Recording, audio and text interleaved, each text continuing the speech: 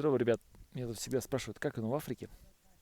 Типа, как тут кризис? Во-первых, ну, скажу вам честно, что эти африканцы делятся на две категории. Те, которые сильно образованы и вообще не образованы. Вот. И мне тут такие рассказывают вещи, на самом деле, из глобальной экономики, что я потом прям в интернет лезу читать. Ну, это ладно. Мне все спрашивают, как же эти, ребята тут живут? Ну, честно хочу сказать, вот все говорят, вот кризис, в Европе плохо, а вот в Африке. Я хочу сказать, в Европе электричества нет, стресс. Туалетная бумага подорожала. Блин, стресс. Ребята живут, вон там, например, внизу в деревне. Им туда машина вообще не ходит. Чтобы им добраться до верху, им нужно пойти, например, не знаю, вот видите, с той маленькой деревушки подняться вот сюда, вот пройтись до города еще пару километров, чтобы просто купить чего-нибудь там, поменять, лейкопластырь купить, например. Ну, это лейкопластырь для таких избалованных. Посмотрите, что такое европеец. Электричества нет, стресс. Эти ребята уже научились, у них солнечные батарейки маленькие переносные, если они нужны. Если нет еды, можно просто рис кушать. Просто круглый год. Просто есть столько блюд из риса. Рис рисом, рис без риса, сушеный рис, вареный рис, жареный рис, рис рисом. В общем, европеец бы просто помер. С точки зрения животных, вон, говорят, только что рассказывали, если леопард увидел, не смотри ему в глаза, опусти глазки, короче, как с медведем. Точно так же. Как бы опасный, но лучше его не провоцировать. Может пройти мимо или проспать мимо. Вот, например, в речку с крокодилами, да, пожалуйста, нужно плот перенести, ты, например, на плоту стоишь, они в речке ногами там бурахтуются. Крокодилы есть, ну, типа, шумно тут, они сейчас отплывают днем и ночью подплывают только. Я в двух местах переправлялся, что в Мозамбике, что в Мадагаскаре, вообще без проблем. Все знают, что крокодилы в речках есть, они просто ныряют в речку и плот тащат, им же деньги нужны. Вообще, сравните с собой. Говорит, не-не, вечером они подплывают, но ночью не-не-не. Ну, днем, в смысле, ночью подплывают, а днем они боятся людей, отплывают. Ну, посмотрите, залезли ли бы вы. Дальше.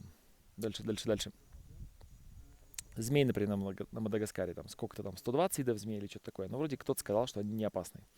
Гид берет любую змею абсолютно. Вот любая змея, большая, маленькая, проползает мимо, берет, тискает ее там. Говорит, не-не, палец в рот не суйте и все. Говорит, чтобы там глубоко у нее там какие-то глубоко есть опасные зубы, а так нет. Говорит, играется может со всеми, вообще без проблем.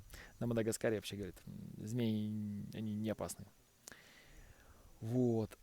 Коронавирус тут вообще просто так. Они смотрят как на какой-то там, даже не знаю, даже не на грипп, они просто с него стебутся. Ну, понимаешь, что нужно правила в некоторых странах держать, потому что америкосы их прижали.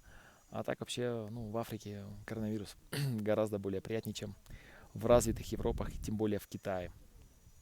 Хочу сказать, здесь люди даже в этом отношении, они просто видят, что это бесполезная, не опасная болезнь. Конечно, она чем-то опасная, конечно, нужно сколько-то присматривать, но не настолько, насколько про это толдочит.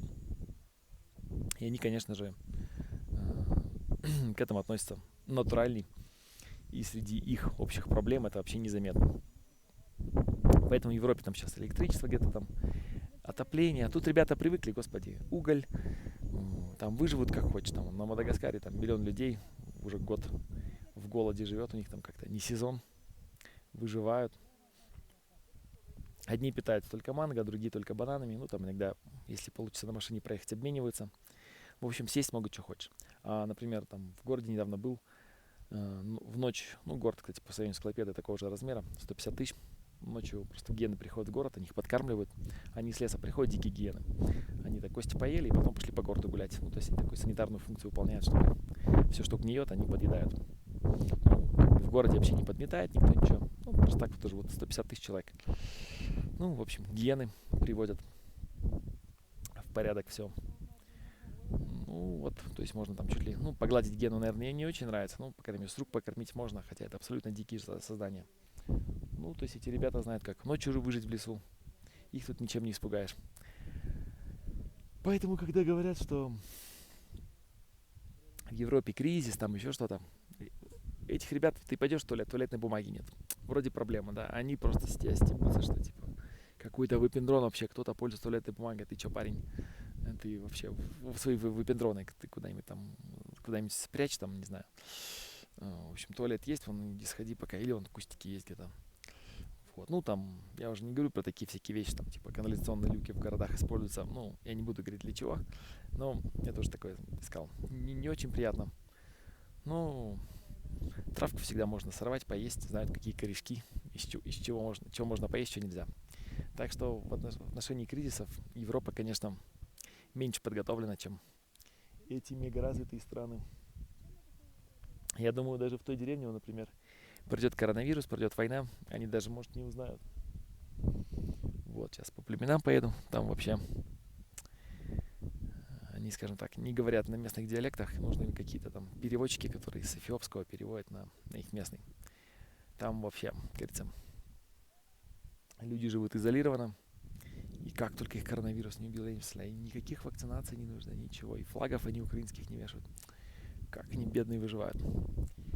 Вот так вот. Так что этих ребят тут убить невозможно. Да. Вот так вот.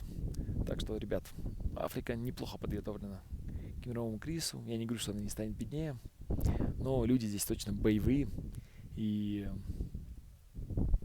есть чему у них поучиться.